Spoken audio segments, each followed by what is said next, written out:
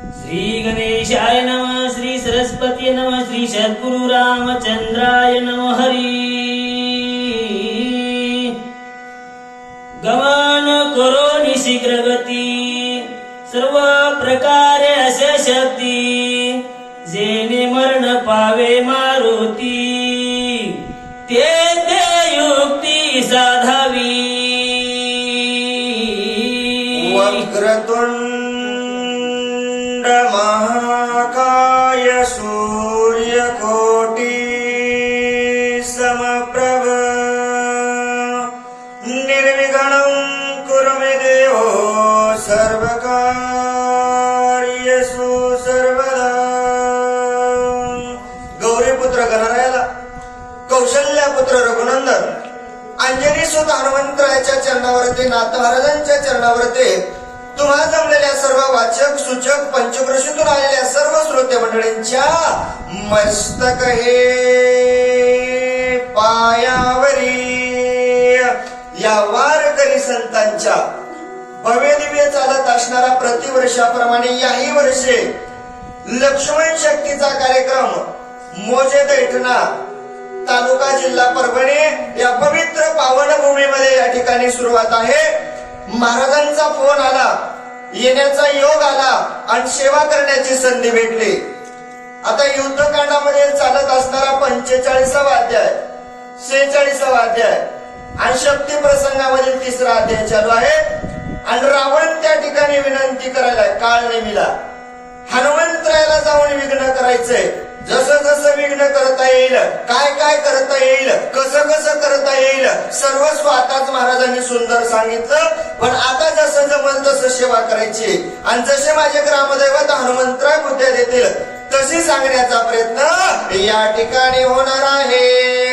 मी तुझे सांगो कपटगती, मग तव तू केवळ कपट मूर्ती, ते माझी काय युक्ती, सर्वथा मारुती मारावा.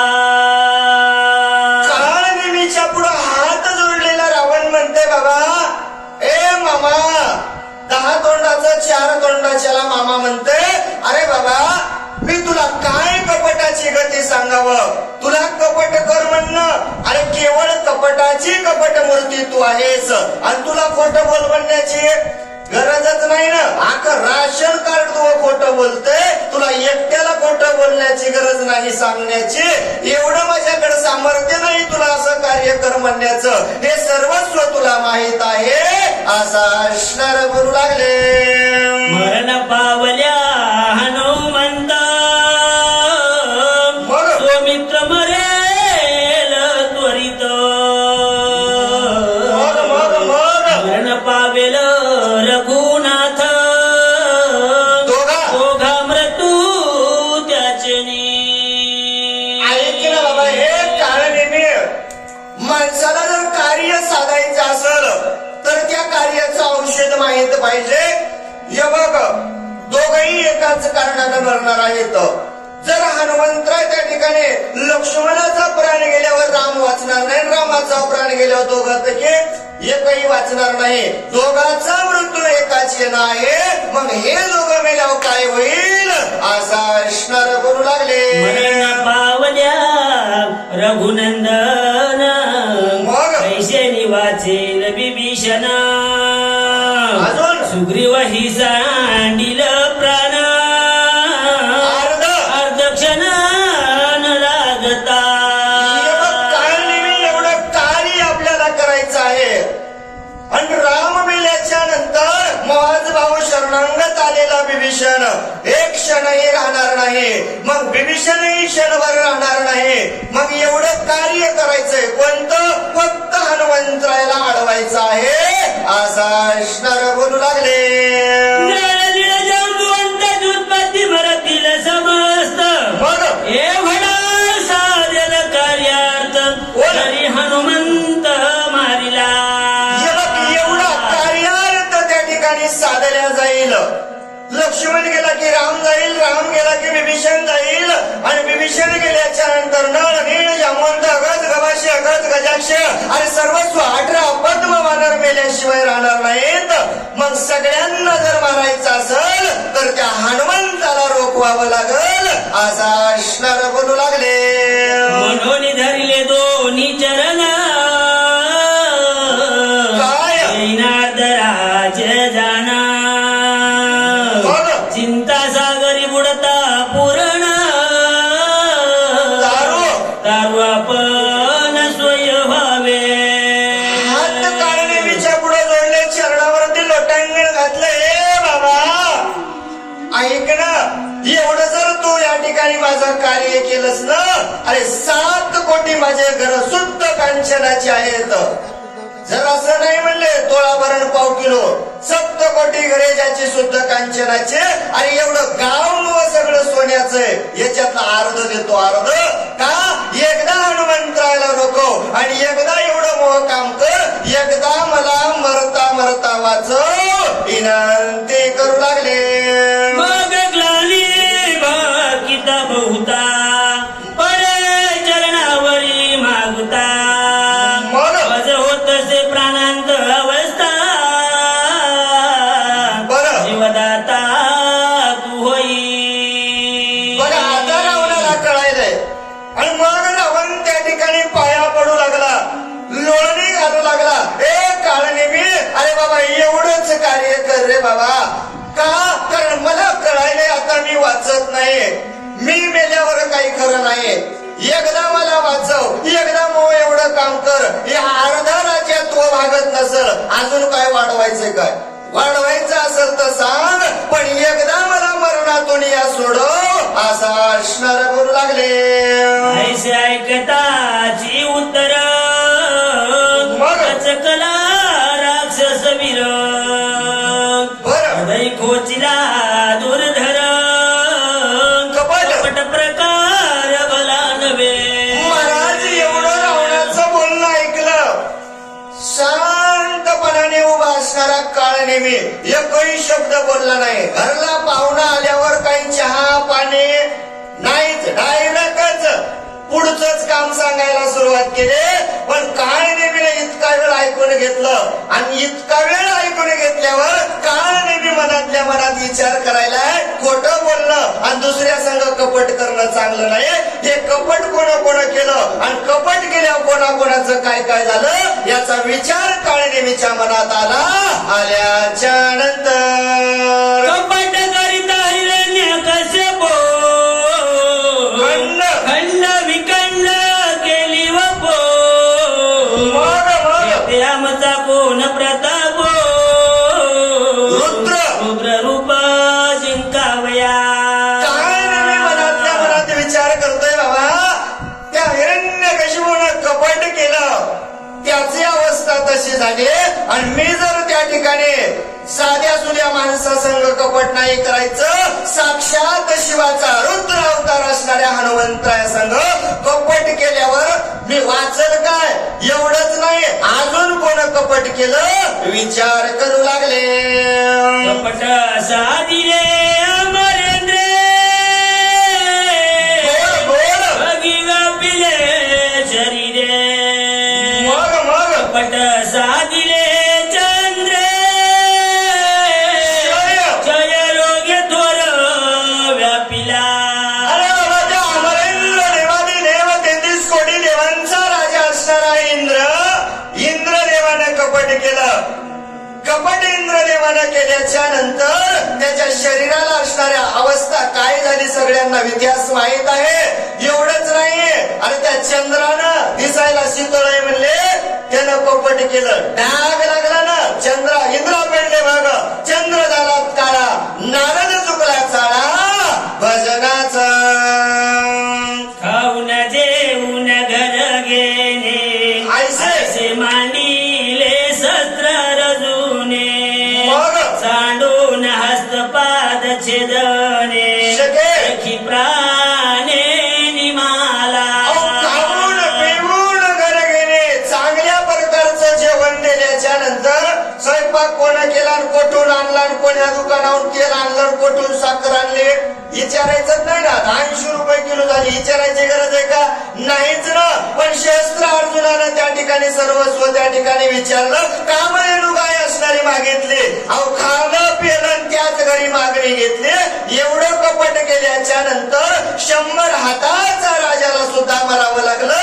मग मी कपट केल्यावर वाचल काय, असा असणार बोलू लागले.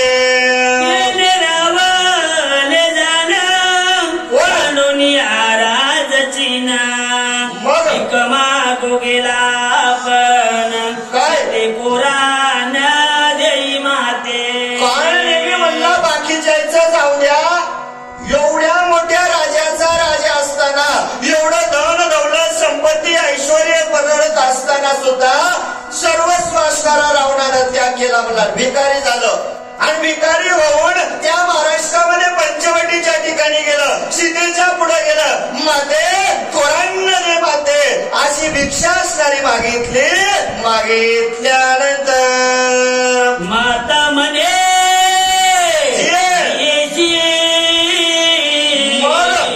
भोगू पाह्यात येशी, हो हो कपटे मेळ विदे धुळीशी, मग सपुत्र सैन्याशी मारविले.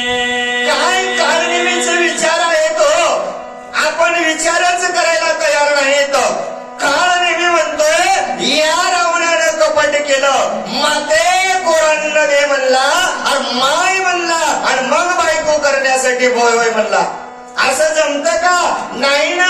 एवढं कपट रावणानं केलं. भाऊ गेले, सगळे मुलं गेले, प्रधान गेले, सुमंती गेले, सर्वस्व सैन्य निघाला गेलं. 1 लाख पोरं गेले, 1.25 लाख नातू गेले. अहो एवढं रावणाचं गेलं. कशामुळं? एकच कपट रावणानं केलं आणि तो रावण मला कपट कर म्हणतोय. मग मी कपट केल्यावर मग कसं होईल, चिंता वाटू लागली. इतराची गती कायसी, मग कपटे नाडिले देवासी. मग ईश्वरत्व सांडोनी मानसी, सोयबी केसी लागला. मी म्हणला बाकीच्यांचा विषय सोडून द्या, बाकीच्यांना कपट केल्यावर त्यांचं वाईट होईल याच्यात नवल नाही. अहो ब्रह्मांडाचा नायक भगवंत प्रभूने सुद्धा कपट केलं म्हणले. अहो एवढं राजवैभव असताना, अख्ख्या ब्रह्मांडाचा मालक असताना याच्या मनामध्ये कपट आलं म्हणला. आणि याच्या मनामध्ये कपट आल्यामुळं ब्रह्मांडाचा नायक असताना सुद्धा भीक मागण्यासाठी गेला. गेल्याच्या नंतर आपण हो बळीशी मागो लागला भीक. मग तेने द्वार पाळ केला देख, पुराणे असंख्य बोलती. काय मी मनात विचार करतोय बाबा, ब्रह्मांडाचा मालक कपट करून बळीच्या दारामध्ये भीक मागण्यासाठी गेला. आणि बळीच्या दारामध्ये भीक मागण्यासाठी गेल्याच्या नंतर उदार बळीराजानं सर्वस्व दिलं आणि मग बळी पाताळामध्ये घातला. घातल्याच्या नंतर बळीराजानं ओळखलं आणि बळीराजानं ओळखल्याच्या नंतर सोडलं नाही. आजपर्यंत ब्रह्मांडाचा मालक असणारा देव बळीच्या राजामध्ये दारावरती द्वारपाळ म्हणून उभा आहे. सांगण्याची गरज नाही. आणि कपट केल्यावर देवाचं चांगलं झालं नाही, मग कसं होईल, चिंता वाटू लागली. या लागी कपटाची वार्ता बरी वेगा सर्वता. मग कपट करिता कपिनाथा, स्वघाताशी करावे. म्हणून दत्ता महाराज काळाने विचार सुरू केला. बाबा या लागी कपटाची वार्ता भली वेगा सर्वथा. कपट करणं चांगलं नाही. आणि इथं जर मी या ठिकाणी कपट केलं तर स्वतःच्या हातानं स्वतःच्या पायावर दोंडा पाडून घेण्यासारखं आहे. स्वतःच्या हातानं स्वतःचा घात झाल्याशिवाय राहणार नाही. याचा विचार काळीने केला. केल्याच्या नंतर रामाचे निज भक्त मग त्याशी कोणी कपट करीत, त्याची मरण पावत. नरक भोगीत अनिवार्य. विचार काळनेमीचा आहे. काळनेमी म्हणतोय बाबा, जे भगवंत राम प्रभूचे भक्त आहेत ना, या राम प्रभूच्या जर भक्ताला जर कोण कपट केलं तर त्याच रावणाचं शरीर वाचत नाही, तेही वाचत नाही आणि कपट केलेला माणूस नरकाला गेल्याशिवाय राहणार नाही असा असणार बोलू लागले. हनुमान श्रीरामाचा किंकर, श्रीराम भजन्याती तत्पर. मग त्याशी कपट करी जो नर, बरं. त्याचे शरीर वांचेना. तो हनुमंत आहे, त्या रामप्रभूचा भक्त आहे. कोणता निज भक्त? हनुमंत निज भक्त का म्हणावं? तुकोबाराय म्हणतात, शिंक जांभळी खोकला आणि उगाची वेळ वाया गेला. दीन रजनी हाची धंदा गोविंदाचे पोवाडे. अहो रात्रंदिवस त्या हनुमंतरायानं त्या रामप्रभूचं नामचिंतन करतोय. मग त्याला कपट केलं राम महाराज वाचल का? कोणीच वाचणार नाही. काळ नेहमी विचार करायला. मग अशा हनुमंतरायाला कपट केल्यावर मला मरावं लागतं असा असणार बोलू लागले. ऐसे जान तुम्ही आपण, मग होय सांगत से रावणा. काय? कपीशी जे विघ्न करना, मग मजची मरण ओढवले. काय नेहमी मनात विचार करतोय बाबा, ऐसे जाणत असो मी आपण. आणि रावणालाही माहित आहे म्हणला तिथं गेलेला आतापर्यंत वापस आलंच नाहीये. आणि हे माहित असून रावण मला काम सांगतोय आणि हे मलाही माहित आहे. कारण नेहमी विचार करायला, माणसं विचार करायलाच तयार नाही. तो रावणानं काम दुसऱ्या जर कोण सांगितलं असतं ना, अर्ध राज्य देतो म्हणले असते, बरोबर राम महाराज पटकन उठून गेले असते की नाही. अर्धी लंका सोन्याची आली ना. पण काळ नेहमी मनात विचार करतोय, जर मी या ठिकाणी कपट केलं, स्वतःचं मरण स्वतःच्या हाताने येईल असा असणार बोलू लागले. पाया पडोनी रावणे, राज्य देईन म्हणे. मग भजनी मालिया प्राणे, राज्य कोणे भोगावे. काय काळवेळीचा विचार आहे हो, माणसाने विचार केला पाहिजे. म्हणून मला वाटते आज राम महाराजांनी विचार केला, कारण आटूत आले नाही. काळ नेहमी क्षणोक्षणाची करावा विचार. अंतरावया पार भव सिंधू. काळ नेहमी मनात विचार करायला आहे, बाबा हे म्हणाले की कपट कर आणि अर्ध राज्य तुला देतो. बाबा या अर्ध राज्य देतो म्हणाले, मग मी मेल्यावर या अर्ध्या राज्याचं करावं काय? माणूस मेल्यावर हे कोणासाठी राज्य घ्यायचं? मीच जर या ठिकाणी गेलो तर मला काय उरणार आहे म्हणला. मग मी मेल्यावर हे राज्य काय करायचं? आप आहे तो दुनिया, आप मर गई दुनिया डूब गई. मग मी मेल्यावर राज्य कामाला येणार नाही असा विचार काळी नेहमीनं केला. केल्याच्या नंतर तरी रावणाच करील गाते. मग दया परिस हनुमंते, गोड. हो या माते हित काहे. काय माणसानं माणसाचं हित पाहावं. कारण मी नाही स्वतःचं हित पाहायला सुरुवात केली. जवळ सकळ सिद्ध आहे, हात चालावया पाय, तव तू आपुले सोयीत पाय. स्वतःचं हित माणसानं पाहावं. कारण मी म्हणतोय या ठिकाणी जर मी राहिलो तर रावण काय मी आरती करणार नाही. रावण मला मारल्याशिवाय राहणार नाही. मग अशा पाप्याच्या दुष्टाच्या हातानं मरण्यापेक्षा अरे देवाचा भक्त, रामाचा भक्त, हनुमंतरायाच्या हातानं मेलेलं चांगलं असा विचार काळीने मीनं केला. गेल्याच्या नंतर हनुमान सभाय श्री रघुनाथा, गोड. श्रीराम प्रेमे सदा डुलता. मग होता त्याचे निहाते घाता, सत्य कृतार्थ मी झालो. काय माझ्या काळनेमीने विचार करायला हो. राक्षस कुळामध्ये जन्माला येऊन सुद्धा राक्षस विचार करायला. राक्षस मरावं कसं, कोणाच्या हातानं मरावं? काय नेहमी म्हणतोय सवाई भगवंताचा भक्त असणारा हनुमंतराय आहे आणि त्या हनुमंतरायाच्या जर हातानं मला मरण आलं तर मी कृत्य कृतांत पावन होईल आणि स्वर्गाला गेल्याशिवाय राहणार नाही असा विचार काळ नेहमीनं केला. गेल्याच्या नंतर ऐसे विचारोनी म्हणे, मग आन देत रावण वचनी.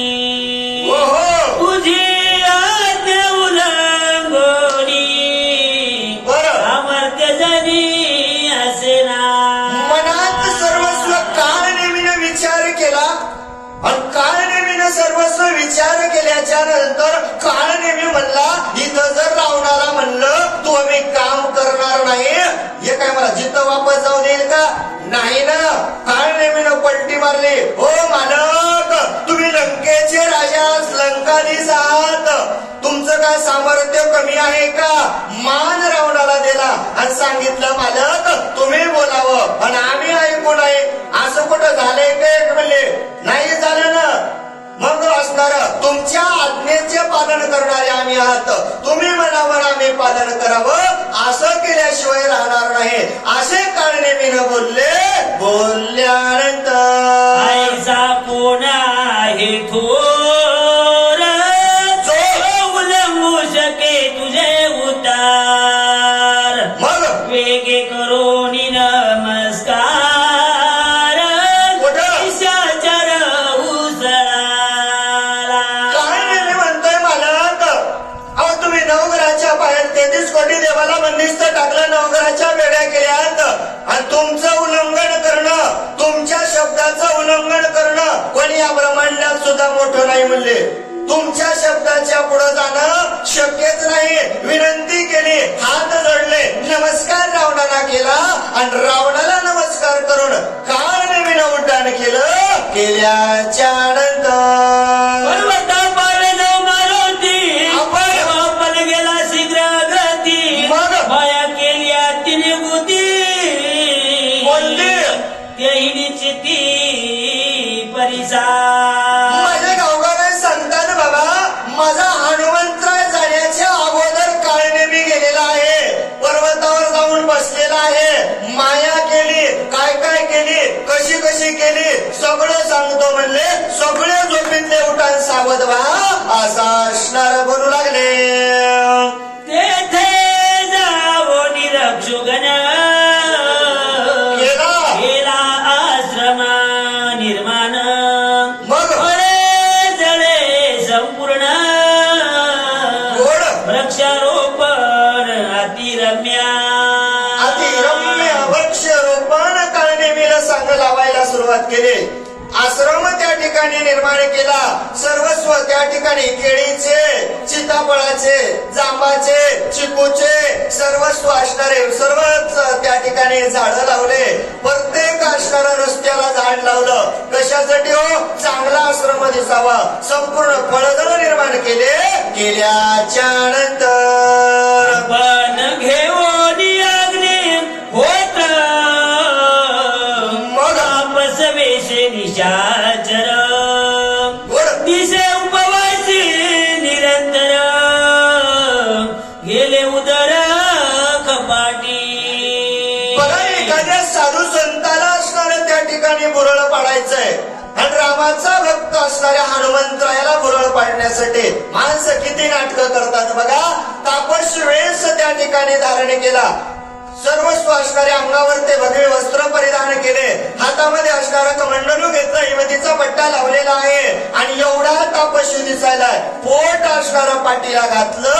घातल्यानंतर माथा जटाचा संभार, मग परिधान त्याशी वल्कलांबर, बर भक्ती वाढले सुषमा फार, मग अति विचित्र भासती.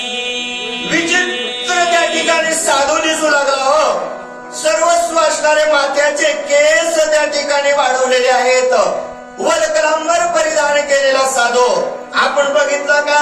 बघितलं ना, प्रयागराजला कुंभमेळा झाला आणि त्या कुंभमेळ्यामध्ये साधू आले बघा.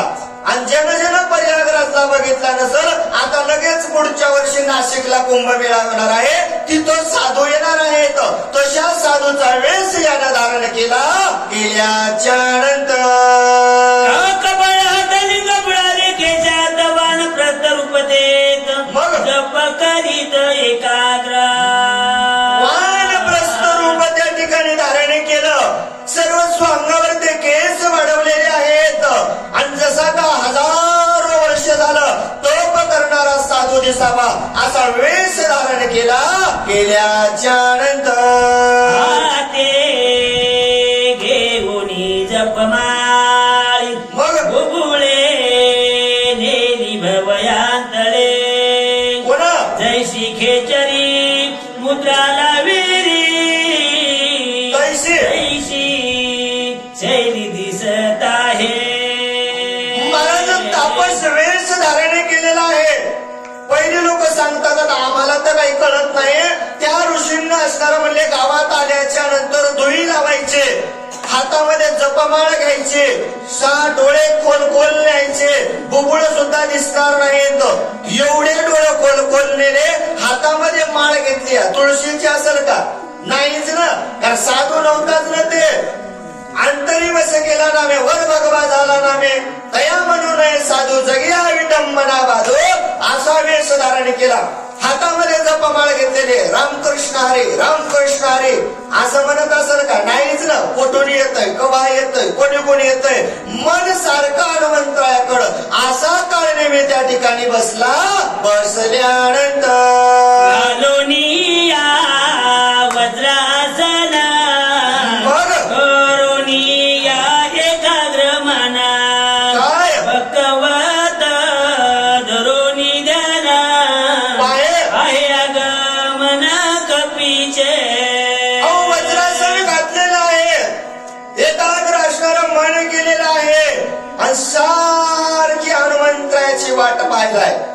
आता येईल मग येईल, आता येईल मग येईल, एवढं वज्रासन घालून एकाग्र मन करून बसलाय. कोणासारखा बसलाय? ग्रंथकार सांगू लागले उदका माझी असे बघ कसा जैसा कोणी सात्विक मग जळवाशी पुण्य श्लोक कोण ऐसा देख दिसत आहे.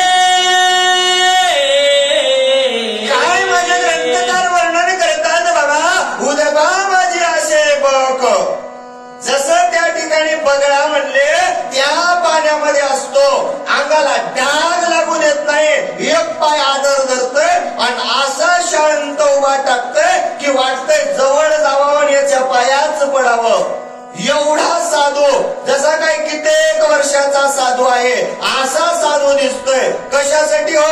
ते बगळा असणारा माशाची वाट पाहतोय आणि या हनुमंतरायाची वाट पाहत उभा टाकला. टाकल्यानंतर मच्छाल्या दृष्टीदारी खटकावणी सगळा गेली मग हे विराज्याचं कपट मेळी पाय. प्यागमान शैली पातशे. महाराज म्हणले एवढा पुण्य श्लोक साधू दिसणारा तो बगडा सारखा त्या ठिकाणी नजर ठेवून असतोय, एकाग्र मन करतोय आणि माशी आल्या बरोबर गटकून गिळतय, चावत सुद्धा नाही, सगळे जिगळून घेतय.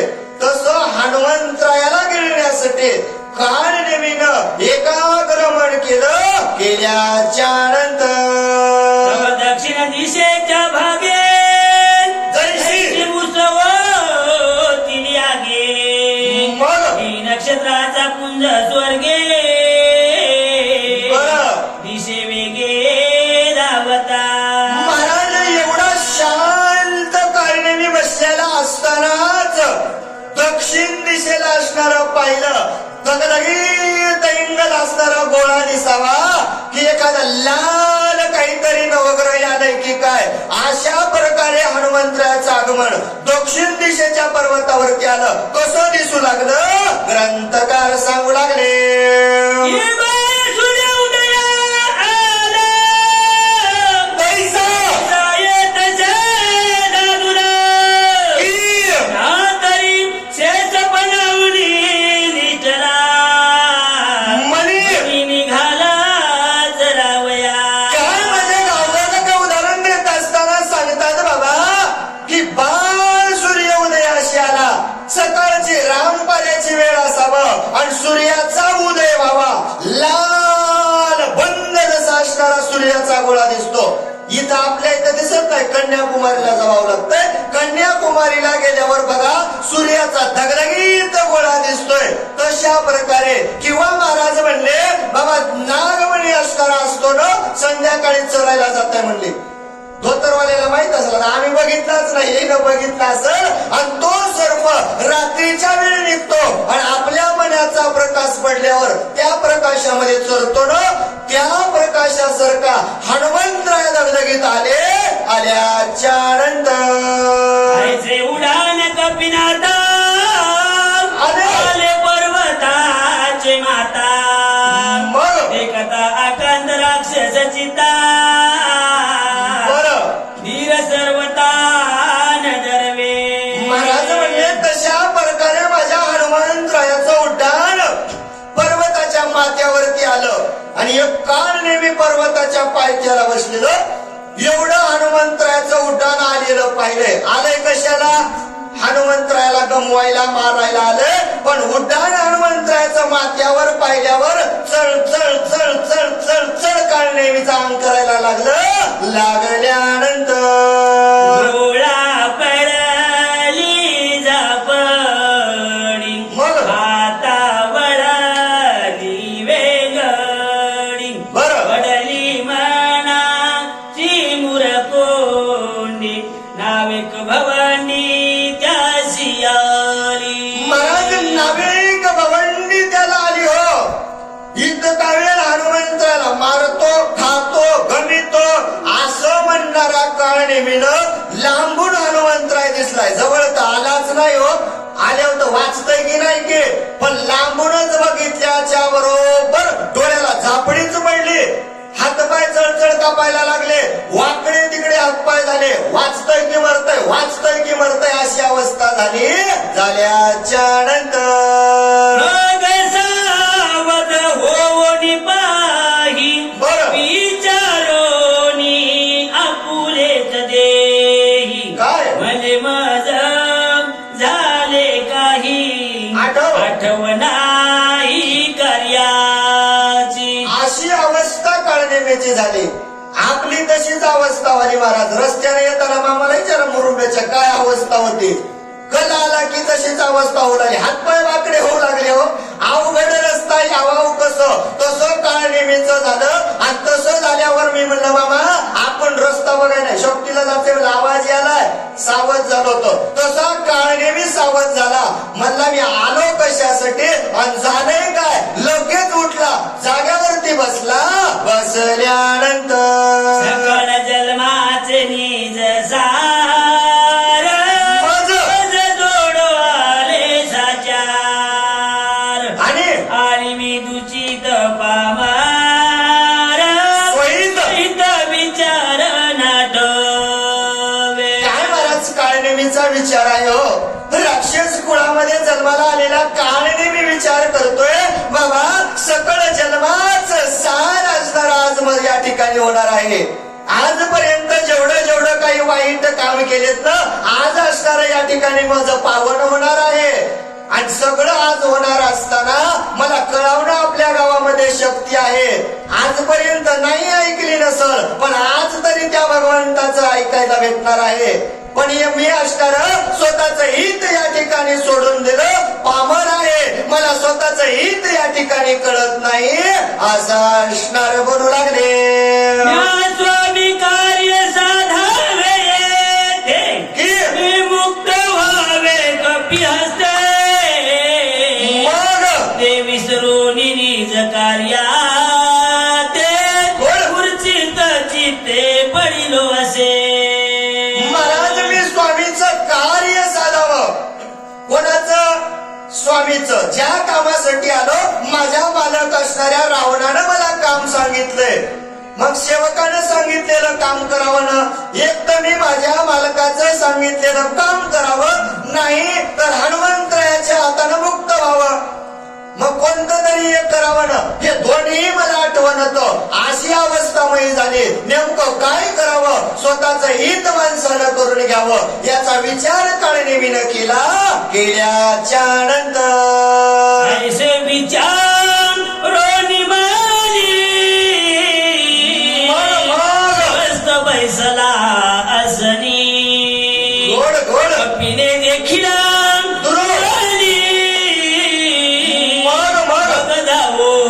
तेथे आला. महाराज एवढा काळनेमीनं विचार केला आणि सैराट झालेला काळनेमी सावध झाला. आणि म्हणला आज आपलं स्वतःच हित करून घ्यायचं. जाग्यावरती काळनेमी बसला. वर माथ्यावर आलेल्या माझ्या हनुमंतरायानं पाहिलं आणि लांबून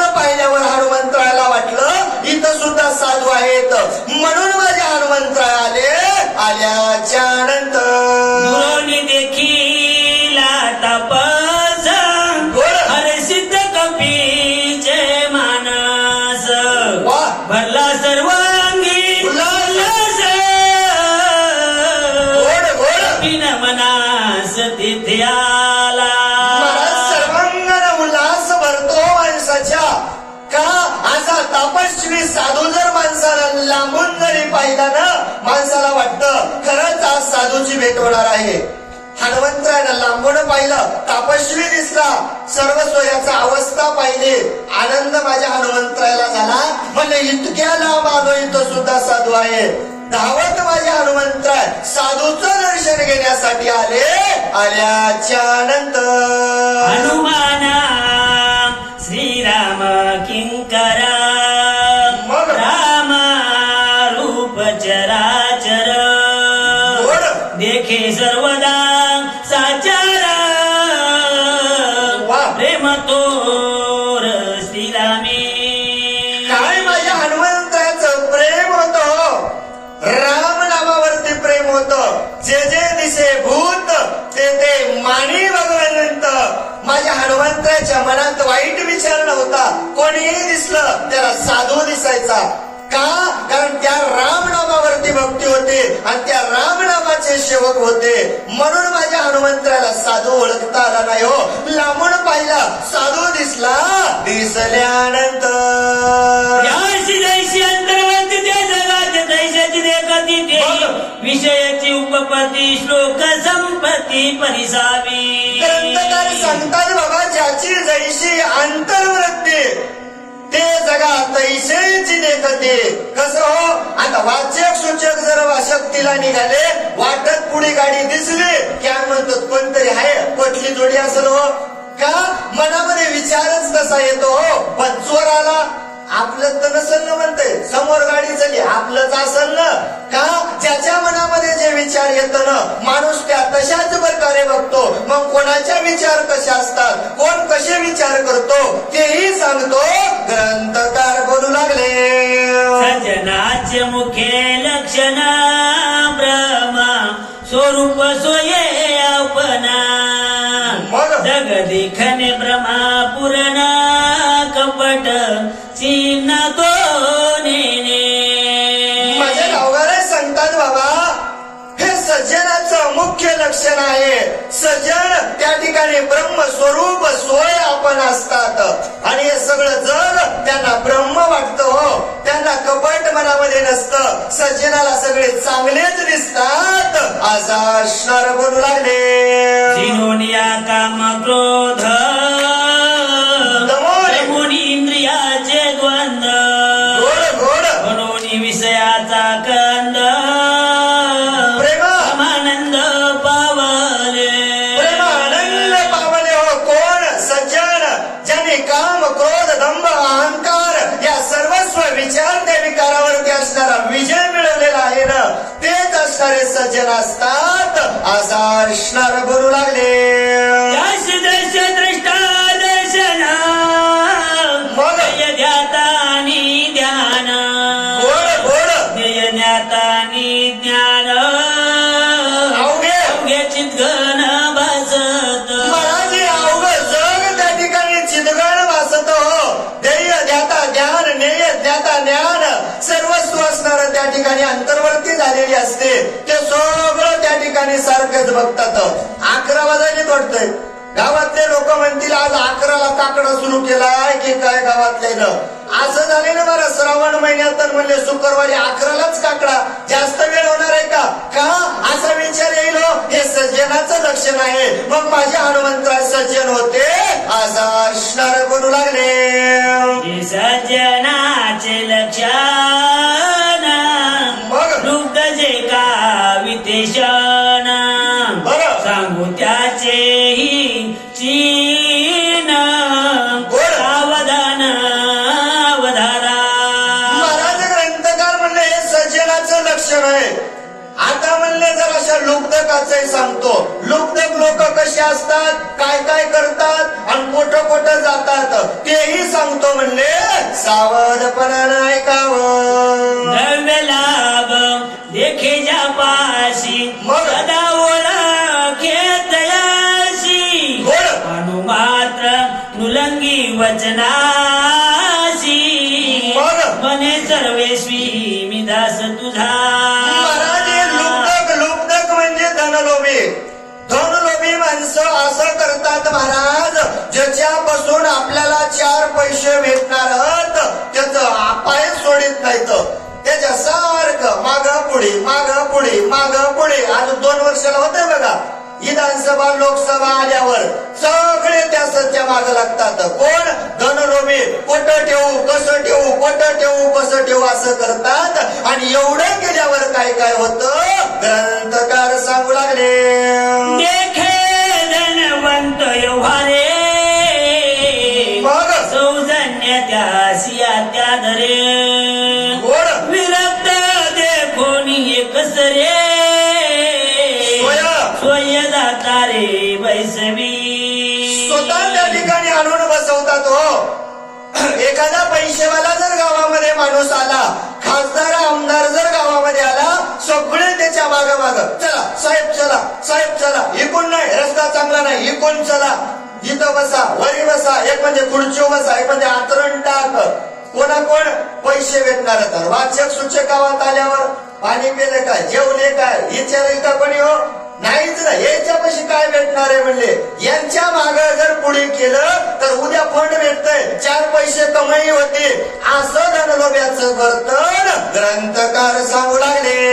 मने भगवंताची कोण सता सिद्ध विश्वर दत्त भोग सता. मग सांडोली धरली तापसता अभाग्यता केवळी बा. काय म्हणले? अभागी आहेत. भगवंताची सत्ता आहे म्हणले. सगळं देवानं आम्हाला धन द्रव्य सर्वस्व असणारं दिलेलं आहे. मग सगळं देवानं दिलेलं असताना रात्रभर बोंबलं देण्याची गरज आहे का म्हणले. तुमच्यासारखे अभागे घरी सगळं घरदार सोडायचं आणि फोन आला की निघाले म्हणले. अशा तुमच्यासारख्याच काही कामाचं नाही म्हणले. आम्हाला सगळं देवानं दिलंय, आम्हाला कशाची गरज नाही. कोण? धनलोभी असं बोलतात. एवढंच नाही, अजून एक विषय राहिला. ग्रंथकार बोलू लागले. विचार आता कामातून जोनार साक्षे पाकार सांगेना. महाराज म्हणले बाबा, या ठिकाणी 2 सांगितले. पहिला सज्जन सांगितला, दुसरा धनलोभी सांगितला, आणि तिसरा कामातूर माणूस आहे ना, त्या कामातूर माणसाचंही थोडस सांगतो. असा असणार बोलू लागले. ही कामा ज्याचे जीती माय बहिणी ते ओळखती स्त्री रूप झाली व्रती जग देखती स्त्री रूप. महाराज म्हणले बाबा, ज्याच्या कामातून माणसाचा विषय असतो ना, एक वेग ह्या विषय संपून जात आहे. कामातून माणसाचा विषय सांगत असताना महाराज म्हणतात त्याला माय कळत नाही, बहीण कळत नाही, स्त्रीरूप असणारी वृत्ती होती. त्याला सगळे जग त्या ठिकाणी विषयतून झालेलं दिसतं. मग कसं दिसतं पुढच्या वहीत सांगू लागले. बाप भावाशी सांगत गोष्टी माय बहिणीचा विकल्प पोटी. मग इतराची कायसी गोष्टी जग सकळ सृष्टी माझा रे. महाराज या कामातून माणसाचा विषय सांगत असताना माझे गावगारे सांगतात बापा भावाशी सांगता गोष्टी. अहो बापाला भावाला जर एखादी मुलगी एखादी स्त्री आपल्या आई वडिलांच्या विषयी काही बोलत असल, भावाला भावी बहीण बोलत असल, तर या माणसाच्या मनामध्ये, कामातून माणसाच्या मनामध्ये वाईट विचार येतात. कोणाविषयी? हो, माय बहिणीविषयी याच्या मनात वाईट विचार येतात. मग अशा कामातूर माणसाच्या माय बहिणीविषयी जर असा वाईट विचार येत असेल तर हे जगाचं काय हित बघणार आहेत. अशा या कामातूर माणसाची अवस्था सांगितली. सुंदर असणारं माझ्या गावगारांना वर्णन केलेलं आहे. आणि गोड असणारी आपल्याला कथा पुढेही ऐकायला भेटणार आहे. 3ऱ्या अध्यायाची कथा महाराज जशी जमल तशी सेवा करण्याचा प्रयत्न केला. येण्याचा योग आला, सेवा करण्याचा संधी भेटली आणि धावत्या वेगामध्ये सेवा करण्याचा प्रयत्न केला. जसं जमल तसं सेवा करत असताना काही चांगलं वाटलं असेल ते माझ्या स्वामीचा आशीर्वाद समजून जीवनामध्ये उपयोगी आला. धावत्या वेगामध्ये सांगण्याचा प्रयत्न करत असताना एखादा येडा वाकुडा शब्द माझ्या वाणीतून गेला असेल, आपलं लेकरू समजून, आपलं पामर समजून या ठिकाणी मला माफ करावं. सुंदर असणारं नियोजन असंच असणार हे दरवर्षीप्रमाणे या ठिकाणी व्हावं. सुंदर असणारी पब्लिक महाराज रोज बाहेरगाव फिरण्यात येतं, पण एवढी पब्लिक कुठंच भेटत नाही हो. वाचक सूचक 2-4 आणि 2-3 बाया, पण खरंच गाव असणार, खरंच पुनीत पावन असणार हे दैठणा नगरीचं गाव आहे. आनंदही वाटला. देवठणा गाव असणार खरंच पावन आहे महाराज. आता सगळ्यांना माझी विनंती आहे, रात्रभर भगवंताची चरित्र गाथा ऐका आणि हीच झालेली सेवा आपल्याला जर पुन्हा कधी ऐकायची असेल तर आमचं भावार्थ रामायण फुकटगाव किंवा कथा कीर्तन फुकटगाव या युट्यूब चॅनलला सर्च केल्याच्या नंतर तुम्हाला ही सर्वस्व झालेली कथा आपल्याला ऐकायला भेटल. सुंदर असणारं गावकऱ्यांचं नियोजन, साऊंड सिस्टम आणि याच्यामध्ये मला सगळं दिसतंय. कोण कोण झोपलं होतं ते दिसतंय. घरी नातू म्हणे आजी घरून पोतीला म्हणून गेली आणि तिथं झोपलेली दिसायली. याच्यासाठी कोणी झोपू नका. सुंदर असणारं महाराज गावकऱ्यांचं नियोजन, कथा कीर्तन फुकटगाव या चॅनल वरती सबस्क्राईब केल्याच्या नंतर आपल्याला आपल्या गावाचं नावही त्या ठिकाणी बघायला भेटल आणि सगळे जेवढे हजर होते तेवढे इथं आजही बघायला भेटतील आणि गेल्यावर मी पुन्हा बघायला भेटतील. महाराज असणार हा देवाचा आशीर्वाद आहे. झालेली सेवा माझ्या भगवंतानं करून घेतलेली सेवा जशी जमल तशी केली. जी काही सेवा झाली असेल ती सर्वस्व ग्रामदैवत हनुमंतराच्या चरणावरती तुम्हाला जमलेल्या सर्व श्रोते मंडळींच्या चरणावरती समर्पित करून सेवेला पूर्ण विराम. पुंडलिकावरद्याल विठ्ठल श्री ज्ञानदेव तुकाराम पंढरीनाथ भगवान